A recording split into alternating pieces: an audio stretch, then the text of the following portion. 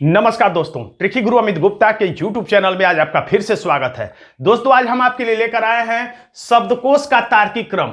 और ये जो चैप्टर है ये सभी प्रतियोगी परीक्षाओं में समान रूप से उपयोगी है और इसके लिए आपको अलग अलग वीडियो देखने की जरूरत नहीं है। वैसे तो इस चैप्टर को बहुत आसान समझा जाता है, लेकिन कभी कभी परीक्षा में कुछ ऐसे प्रश्न आ जाते हैं जो कि कठिन प्रकृति के होते हैं और उन्हें सॉल्व करने में दिक्कत होती है। तो आज मैं आपको कुछ ऐसे ट्रिक्स बताऊंगा जिसके माध्यम से आप कठिन से कठिन प्रश्नों को आसानी से इन ट्रिक्स की मदद से चुटकियों में हल कर पाएंगे।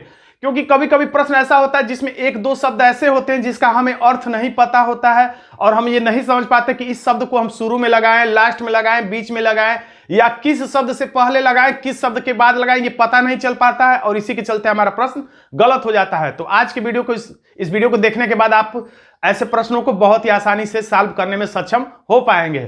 तो आइए देखते हैं सबसे पहले इसके बारे में मूलभूत जानकारी कि शब्दों का जो तार्किक क्रम होता है इसमें हम क्या करते हैं। तो शब्दों का जो तार्किक क्रम होता है उसमें हम चलते हैं ज्यादातर छोटे से बड़े की तरफ, हल्का से भारी की तरफ, नीचे से ऊपर की तरफ और बढ़ते हुए क्रम में, यानी 1 2 3 4 5 6 7 विकास क्रम में। जैसे बच्चा है, बड़ा होगा, किशोर होगा, बूढ़ा होगा, मृत हो जाएगा, यानी किसी भी चीज का एक विकास का क्रम दर्शाया जाता है। निर्माण का क्रम, कोई चीज कैसे निर्मित होता है, बनाया जाता है, उस क्रम में भी कई प्रश्न देखने को मिले हैं। उसी आधार पर मैंने ये सब आपको छांट के बता दिया ताकि आपको समझने में आसानी हो।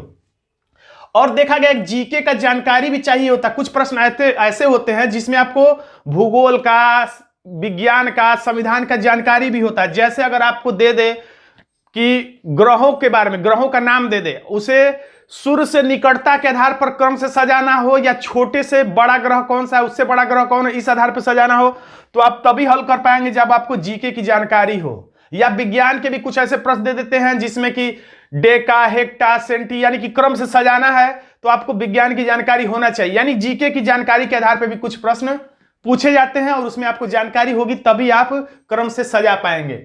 और इन सभी प्रश्नों को सॉल्व करने के लिए जो सबसे निचोड़ की बात है, जो हमेशा आपको याद रखना, वो है स्टोरी क्रम। स्टोरी क्रम का मतलब यह है कि सभी शब्दों को आप क्रमशः पढ़ते जाएंगे तो आपको एक स्टोरी अपने आप समझ में आ जाएगी कि इसमें कहानी क्या बनेगा, स्टोरी क्या बनेगा और इस स्टोरी का क्रम क्या बनेगा। उसी आधार पर आप आराम से ऐसे शब्दों को क्रम में सजा पाते हैं। याद रखिए, कभी कभी 5% केस में ऐसा हो सकता है कि बड़े से छोटे की तरफ बड़े, बाहरी से हल्के की तरफ, ऊपर से नीचे और घटते क्रम में हो, तो वो कैसे पता चलेगा? विकल्प से। लेकिन ज्यादातर इसी आधार पे होगा, छोटे से बड़ा, हल्का से भारी, नीचे से ऊपर, बढ़ते क्रम में। कभी कभी 5% केस में ऐसा इसका उल्टा भी हो सकता है, वो विकल्प से आपको पता चलेगा। जब ये छोटे से बड़े वाला विकल्प न मिले तब आप उल्टे क्रम में भी एक बार चेक कर लीजिएगा, लेकिन ज्यादातर इसी क्रम में मिलता है क्योंकि यही तार्किक क्रम होता है। तो देखिए, ऐसे प्रश्नों को सॉल्व करने के लिए मैंने आपको स्पेशली कुछ नियम, कुछ ट्रिक बनाए हैं ताकि आप देखिए, आसान प्रश्न आया तो कोई ट्रिक इसमें काम का नहीं है। आसान प्रश्न आएगा तो मुझे पता है आप कोई ट्रिक नहीं लगाएंगे और ज्यादातर छात्र नहीं लगाते हैं और लगाना भी नहीं चाहिए। जब आसान प्रश्न आए तो सारे के सारे ट्रिक आपके लिए क्या है? कूड़ा है। यानी सारे ट्रिक कूड़ा है अगर आसान प्रश्न आता है। ट्रिक कब काम आता है? जब आप कठिन प्रश्नों को सॉल्व करने की कोशिश करते हैं। और ट्रिक कब काम आता है? जब आप अपना अमूल्य समय कुछ हद तक बचाना चाहते हो।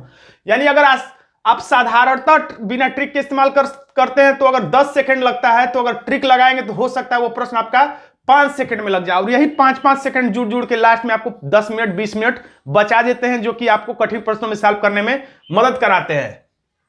तो यानी कि इसका कहने का मतलब यह हुआ, जब आसान प्रश्न आए तो कोई ट्रिक नहीं, कठिन प्रश्न आए तब के लिए मैंने कुछ ट्रिक बताया है और इन ट्रिकों का आप इस्तेमाल कर सकते हैं। या कठिन प्रश्नों के साथ साथ आसान प्रश्नों में भी जब आप ट्रिक का प्रयोग करते हैं तो आपका कुछ समय बच जाता है। यानी कठिन प्रश्नों में और जब आपको समय बचाने की दरकार हो तो आपको ट्रिक का प्रयोग करना चाहिए। और ये ट्रिक ऐसा नहीं कि आपको सोचना पड़ेगा, समझना पड़ेगा कि कौन सा ट्रिक लगाए। अपने आप ये आप इतना ढेर सारा प्रैक्टिस कर लीजिए कि अपने आप आपको समझ में आ जाएगा कि ये सारे ट्रिक आपके, ये एक एक ट्रिक जो है एक एक हथियार है। यानी सभी हथियारों को चलाने में जब आप पारंगत हो जाएंगे तो आपको जो सोचना नहीं पड़ेगा कब कौन सा हथियार चलाना, अपने आप वो हथियार आपके हाथ से निकल जाएगा और प्रश्न सॉल्व हो जाएगा। तो देखिए, उसके बाद यहां पे मैंने कुछ ट्रिक बनाया है। शुरुवंत विधि। विकल्प विधि, सर्वनिष्ठ विधि, कर्ता प्रथमता विधि, जो हाथ वही साथ विधि। और ये वाला जो ट्रिक है, इसका कहने का मतलब ये है कि ज्यादा से ज्यादा प्रश्नों की प्रैक्टिस करिए। 50 ऐसे प्रश्न या 100 ऐसे प्रश्न आप सॉल्व कर लीजिए तो अपने आप आपको ट्रिक की जरूरत नहीं पड़ेगी। आपका फंडा पूरी तरह से क्लियर हो जाएगा और समझ जाएंगे किस क्रम में प्रश्न को सजाया जा रहा है और कैसे सजाया जा रहा है। और लास्ट में यहां पर हम बात करेंगे देसी ट्रिक के बारे में, जो कि एक बोनस ट्रिक हमारी तरफ से है। ये देसी ट्रिक यानी कि वो ट्रिक जो ज्यादातर छात्र इस्तेमाल करते हैं, यानी कि जो छात्र किसी ट्रिक का इस्तेमाल नहीं करते हैं, यानी कि वो छात्रों का ट्रिक है, प्री ट्रिक। छात्र किस तरह से प्रश्न को लगाते हैं सबसे पहले हम यही देखेंगे। और ये जो खास तौर से प्रश्न है, ये तो हम लोग देसी ट्रिक से देखेंगे, जो ज्यादातर छात्र प्रयोग करते हैं, हम भी प्रयोग करते हैं सामान्यतः। और ये प्रश्न जो है खास तौर से इलाहाबादी यानी प्रयागराज के छात्रों को समर्पित है, क्योंकि ये जो सारी कहानी है, स्टोरी है, वो इलाहाबाद के छात्रों के लिए या पटना के छात्रों के लिए या दिल्ली के छात्रों के लिए जो कहीं रह कर तैयारी करते हैं, उनके जीवन में जरूर घटता होगा कि वो मार्केट से सब्जी लाते होंगे और बनाते होंगे, खाते होंगे, तो इसलिए उनको ये समर्पित है। खैर, हम देखते हैं ये प्रश्न। तो जब देसी ट्रिक का मतलब जैसे हम लोग कैसे सॉल्व करते हैं, ज्यादातर जो है इस तरह का प्रश्न है, तो सबसे पहला काम आपको क्या करना है, सभी शब्दों को क्रमशः पढ़ते जाना है। काटना, व्यंजन, सब्जी, बाजार, पकाना, जब सभी शब्दों को आप क्रमशः जल्दी जल्दी पढ़ेंगे स्पीड में, तो आपको लास्ट शब्द पढ़ते पढ़ते एक अपने आप आपका कॉमन सेंस जो है वो स्टोरी अपने आप ला देगा। समझ जाएंगे कि ये कहानी कहां की है और इसमें स्टोरी क्या बनेगी। स्टोरी ट्रिक, इसी को कह सकते हैं, ये जो देसी ट्रिक है वो स्टोरी ट्रिक है। आपको हमेशा एक स्टोरी बनाना है क्रम बनाने के लिए। तो सबसे पहले आप क्या करेंगे, बाजार जाएंगे। बाजार जाएंगे यानी कि डी किस नंबर पे आएगा, 1 नंबर पे। सभी शब्दों को पढ़ने के बाद हमें पता चल गया स्टोरी क्या है, कहानी क्या है। तो बाजार जाने के बाद क्या लाएंगे, तो 2 नंबर पे सब्जी लाएंगे, यानी सी 2 नंबर पे आएगा। उसके बाद सब्जी लाने के बाद उसे काटेंगे, यानी 3 नंबर पे। उसके बाद उसे ई आएगा 4 नंबर पे, यानी पकाएंगे। और लास्ट में उससे क्या बन जाएगा, 5 नंबर पे व्यंजन बन जाएगा। यानी अब देखिए 1 नंबर पे कौन आएगा, तो डी आएगा। और उसके बाद 2 नंबर पे कौन आएगा, सी आएगा। उसके बाद 3 नंबर पे कौन आएगा, तो ए आएगा। और 4 नंबर पे कौन आएगा, तो ई आएगा। और 5 नंबर पे कौन आएगा, तो बी आएगा। यानी कि DCAEB, DCAEB, यानी कि विकल्प 2 हमारा सही जवाब हो जाता है। और देखिए इसमें हमने आंसर को भी किया ताकि कोई कंफ्यूजन ना रह जाए। अब अगला प्रश्न देखते हैं, इसको भी हम लोग देसी ट्रिक से सॉल्व करेंगे, कोई ट्रिक नहीं।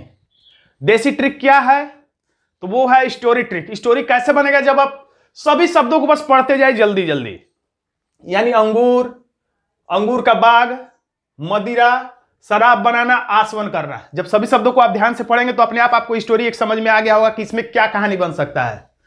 तो सबसे पहले अंगूर नहीं आएगा, आप सबसे पहले अंगूर के बाग में जाएंगे। अंगूर के बाग में जब जाएंगे तब जाके आपको 2 नंबर पर अंगूर मिलेगा। अब 2 हो गया। उसके बाद शराब बनाना होगा, आसवन होगा कि मदिरा होगा, तो आसवन एक विधि है जिसके माध्यम से शराब बनाया जाता है, तो ये हो गया 3 नंबर पे। अब उसके बाद शराब बनाने की प्रक्रिया होगी, ये प्रक्रिया के द्वारा ये मदिरा जो बन जाएगा वो 5 नंबर पे आएगा। यानी क्या क्रम बना, सबसे पहले बी, उसके बाद 2 नंबर पर ए, और 3 नंबर पे क्या है, तो ई, और 4 नंबर पे क्या है, तो डी, और 5 नंबर पे क्या है, तो सी। यानी कि BAEDC, BAEDC, यानी कि हमारा एक आंसर हो जाता है। देखिए आंसर है 1। अब देखिए अगला प्रश्न हम लोग शुरू करते हैं ट्रिक के माध्यम से। मैंने जितने भी ट्रिक पीछे लिखा है वो सारे ट्रिकों को मैं समझाने के लिए एक एक प्रश्न का उदाहरण लिया। इसका लेकिन मतलब ये नहीं होगा कि इस प्रश्न में मैंने विकल्प विधि लिखा है तो विकल्प ही विधि से सॉल्व होगा। बस मैंने विकल्प विधि को दर्शाया है इस प्रश्न में। ये सभी विधियों से सॉल्व हो सकता है या उनमें से किसी एक विधि से सॉल्व हो सकता है या किसी विधि से सॉल्व नहीं हो सकता है, आपको स्टोरी विधि से सॉल्व करना पड़ेगा। लेकिन मैं इसमें समझाने का प्रयास करूंगा इस प्रश्न के माध्यम, इस प्रश्न को विकल्प विधि से, ताकि आप विकल्प विधि को जान सके कि मैं क्या बताना चाह रहा हूं। तो जैसे जब आप शब्द पढ़ेंगे पेड़, पुस्तक, कागज, जिल्दसाजी, तो प्रश्न पढ़ते ही आपको एक दिमाग में स्टोरी हमेशा बनाना है। स्टोरी बनाना है। स्टोरी क्या बन गया, पढ़ते के साथ ही शब्द आपको स्टोरी समझ में आ जाएगा। तो सबसे पहले आप एक ही नंबर पे आएगा। अब पेड़ के बाद क्या करेंगे, पेड़ से कागज बनेगा। हो सकता है आपको ये ना समझ में आए कि पुस्तक पहले बनेगा कि जिल्दसाजी पहले किया जाएगा। हो सकता है किसी को समझ में आ जाए, किसी को समझ में ना आए कि पुस्तक पहले कि जिल्दसाजी पहले, लेकिन इतना समझ में आ गया कि एक के बाद ही 3 आएगा, उसके बाद ही 2 या 4 आएंगे। एक के बाद 3, तो एक के बाद ना तो इसमें 3 है, ना इसमें ना है, ना इसमें है, ना इसमें है केवल, यानी कि विकल्प डी में ही एक के बाद 3 है। तो इसको न जानते हुए भी हमने केवल इतने के आधार पे विकल्प के माध्यम से प्रश्न को सही टिक कर दिया है और हमको एक प्रश्न का सही आंसर का जवाब मिल जाएगा। बिना एग्जामिनर ये नहीं सोचेगा कि आपने सभी जानकारी नहीं रखी थी। बस आपका विकल्प सही होना चाहिए, आंसर सही होना चाहिए, चाहे आपने कोई ट्रिक लगाया हो। साथ साथ में आपसे अपील है कि आप ये काम, जिसको मैं अपने मुंह से नहीं कहना चाहता हूं, करते रहें। अब देखिए, अब इस प्रश्न में शुरुआत ट्रिक को मैं समझाऊंगा कि क्या है ये। शुरुआत ट्रिक का मतलब यह है कि जब आपको समझ में ना आए कि किसके बाद क्या आएगा, कम से कम इतना आप पता कर लीजिए कि सबसे शुरू में क्या आएगा और सबसे लास्ट में क्या आएगा, क्योंकि ये मोटी मोटी जानकारी है जो आसानी से कभी कभी ज्यादातर मामलों में पता चल जाता है कि सबसे शुरू में क्या, सबसे लास्ट में क्या। बीच वाली जानकारी भले आपको ना पता हो। तो जैसे अब इसमें बड़ी याद, छोटी याद, इस सब का तो नाम हो सकता है कि इस छात्र को सुना हो, लेकिन ये ना पता हो कि सबसे ऊपर क्या, उसके नीचे क्या, उसके नीचे क्या, ये हमको पता हो सकता है कि ना हो। अमाशय का नाम हमने सुना है, पता नहीं नीचे होता है, ऊपर होता है, छोटा होता है, बड़ा होता है। बड़ी आती है, सबका नाम सुना है, लेकिन किस क्रम में होता है हमें जानकारी पता नहीं है। इसका मतलब यह नहीं कि हम प्रश्न छोड़कर आगे बढ़ जाएंगे कि हमें नहीं पता है। निगेटिव मार्किंग हो तो भी आपको प्रश्न को क्विट नहीं करना है। आप अब देखेंगे कि जो जानकारी हमें पता है उसके आधार पे इसमें आसानी से पता चल जा रहा है कि मुंह सबसे पहले आएगा 1 नंबर पे, यानी कि शुरू में आएगा, और लास्ट में मलाशय, जहां पे मल जहां से निकलता है, जहां पे मल वाले संबंधित बात है, वो सबसे लास्ट में आएगा। यानी शुरू में क्या आएगा, लास्ट में क्या आएगा, हमें पता चल गया है, क्योंकि ग्रासिका कभी लास्ट में नहीं आ सकता। इनमें से कोई ऐसा नहीं है जो लास्ट में आए। शुरू लास्ट हमें पता चल गया, यानी कि शुरू में 4 और बीच में कुछ और लास्ट में 2, यानी हमें शुरू में 4 और लास्ट में 2 पता चल गया। ये सब कुछ लिखने की जरूरत नहीं है, बस आप समझ जाएंगे 4 2, यानी कि शुरू में 4 लास्ट में 2। किस विकल्प में है, इसमें है, लेकिन लास्ट में 2 नहीं। इसमें तो ना तो शुरू में 4 है ना लास्ट में 2 है। इसमें शुरू में 4 नहीं है, इसमें शुरू में 4 लास्ट में 2 है। तो आपको अब इसी को टिक कर देना है। अगर आपको और कंफर्म होना है कि ये 4 2 टिक करने का मतलब बीच में तब अब क्या बना है, तो आप चाहें तो ये क्रम इसमें से चेक करके कंफर्म हो सकते हैं, और ये हमारा आंसर हो जाता है डी। अब अगला प्रश्न देखेंगे। आप चाहें तो वीडियो को रोक के खुद से उत्तर देने का प्रयास करिए। प्रश्न खैर आसान है, लेकिन इसके माध्यम से मैं आपको ट्रिक बताना चाहता हूं। तो यहां पर है, जो हाथ वही साथ। इसका मतलब यह है कि अगर आपको कभी प्रश्न ऐसा मिल जाए जिसमें से 1-2 शब्दों का अर्थ आपको पता ना हो, और जब शब्द का अर्थ नहीं पता होगा तो आप ये नहीं समझ पाएंगे कि स्टोरी के शुरू में होगा, लास्ट में होगा या बीच में होगा। तो इसके बावजूद भी आपको प्रश्न को छोड़ना नहीं है। जो हाथ वो साथ, जितनी जानकारी यानी कि आपको है, उतनी ही जानकारी के आधार पर आप प्रश्न को सही सॉल्व करने का कोशिश करिए। जैसे हमें सांध्य, यानी कि इसका मतलब हमें पता है कि शाम होता है, इसका भी जानकारी मान लीजिए आपको सब कुछ पता होगा, लेकिन मैं मान के चलता हूं मुझे नहीं पता है, इसका मतलब शाम पता है, इसका मतलब दोपहर पता है, इसका भी मतलब पता है, लेकिन उषा काल का मतलब मुझे नहीं पता है कि एकदम भोर में होता है, कि सुबह के बाद आता है, कि दोपहर के बाद आता है, कि आधी रात को ये उषा काल कहा जाता है, मुझे नहीं पता है। तो भी इसका मतलब प्रश्न को छोड़ना नहीं, आपको प्रयास करना। क्या प्रयास करना, ये कंफर्म हो जा रहा है कि ये नहीं पता कि उषा काल कहां आएगा, लेकिन ये हमें पता है कि सबसे पहले, जितना हम लोग जानते हैं, सबसे पहले 3, यानी क्या चीज, दोपहर आएगा, उसके बाद दोपहर के बाद सांझ यानी कि शाम, यानी कि 1 नंबर आएगा, यानी कि संध्या, यानी सांध्य यानी कि शाम, ये हमें पता था। और उसके बाद 4 नंबर आएगा, यानी कि रात्रि, ये हमें क्रम पता है। 3 के बाद ही 1 आएगा, 1 के बाद ही 4 आएगा, ये हमें पता है। ये क्रम कभी ऐसा नहीं हो सकता कि 4 3 1 से पहले आए, या ये भी नहीं हो सकता कि 1 4 के बाद आए, या ये भी नहीं हो सकता कि 1 3 के पहले आए। ये क्रम नहीं बदलेगा। अब हमें क्या नहीं पता, तो हमें ये नहीं पता है कि जो उषा काल है, यानी 2 नंबर, वो 3 से पहले आएगा, या 3 के बाद आएगा, या 1 के बाद आएगा, या 4 के बाद आएगा, ये नहीं पता है। लेकिन ये पता चल गया कि 3 के बाद 1 1 के बाद 4 आएगा। ये क्रम नहीं बिगड़ना चाहिए। 2 को हम लोग देखेंगे ही नहीं, बस हम लोग ये चेक करते हैं 3 1 4 वाला क्रम कहीं ना बिगड़े। 3 1 4, तो 3 के बाद 1 इससे पहले आ गया, यानी कि ये हमारा आंसर नहीं हो सकता, क्योंकि 3 1 4 आना चाहिए, ये नहीं हो सकता। 3 1 4 ये तो क्रम बन रहा है, इसमें 3 से पहले 1 आ गया, जबकि 3 1 4 होना चाहिए था। 3 से पहले 1 आने का मतलब क्या हुआ, 3 से पहले 1 आने का मतलब शाम के बाद दोपहर दिखा रहा है, तो ये गलत है। इसमें भी ऐसा ही, शाम के बाद दोपहर दिखा रहा है, ये भी गलत है। इसमें भी 3 से पहले 1 दे दिया, यानी कि शाम के बाद दोपहर दिखा रहा है, ये भी गलत है। यानी कि यही हमारा सही है। ज्यादा चेक करना हो, कंफर्म होना हो, तो पूरा क्रम मिला के एक बार आप देख लीजिए। अगर परीक्षा में आपके पास समय ज्यादा हो तो, अगर समय ज्यादा ना हो तो पूरा चेक करने की भी जरूरत आपको नहीं है।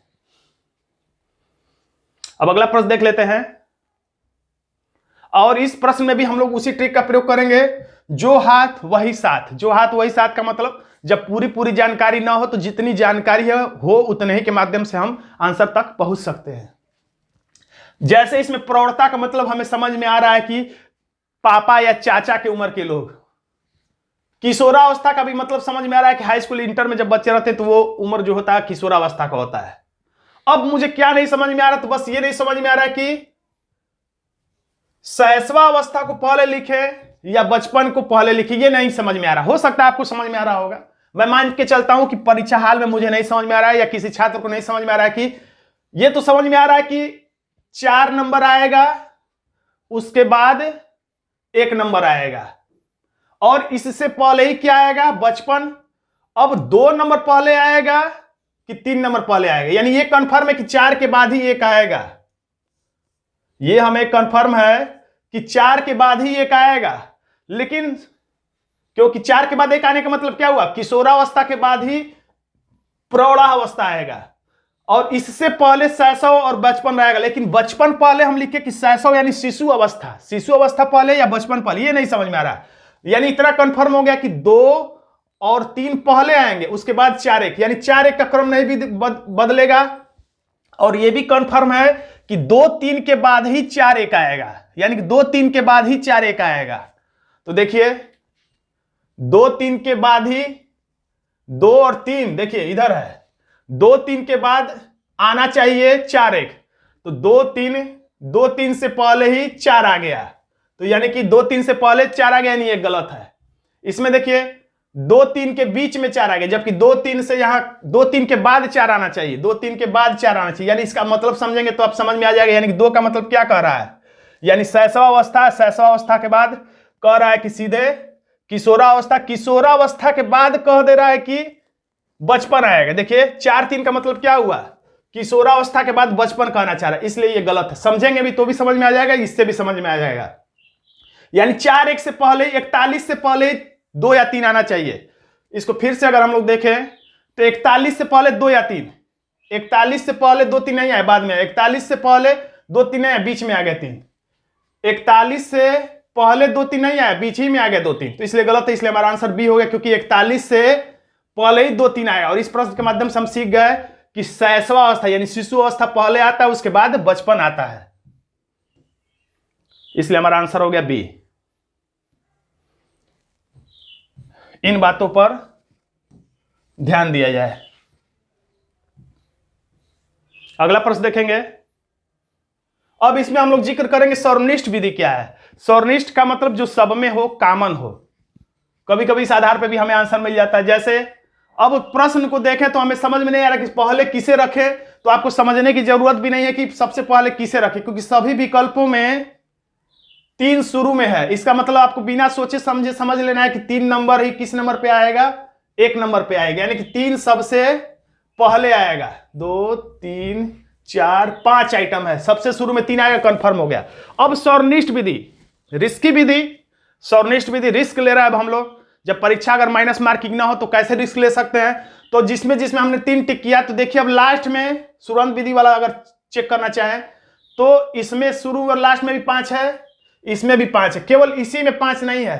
तो ज्यादातर जिसमें होता है वही वाला आंसर होने की उम्मीद है, यानी कि ज्यादातर विकल्पों में 5 लास्ट में है, तो 5 वाले में से ही कोई आंसर होने की उम्मीद है। यह भी एक सर्वनिष्ठ विधि कहा जा सकता है, यानी बी हमारा आंसर नहीं हो सकता है।